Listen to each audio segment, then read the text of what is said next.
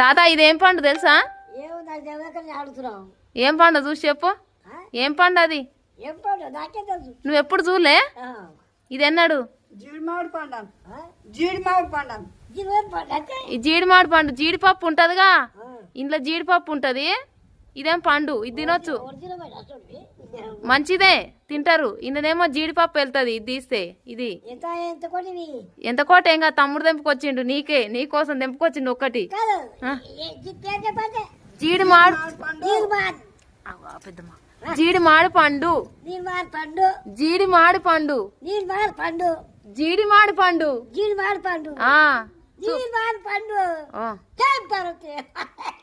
చూపి అందరికి చూపి. ఇంకో ఇదేమో ఇంట్లో జీడిపప్పు ఉంటది, ఇంట్లో జీడిపప్పు ఉంటది, ఇంట్లో జీడిపప్పు ఉంటది. ఇదేం పండు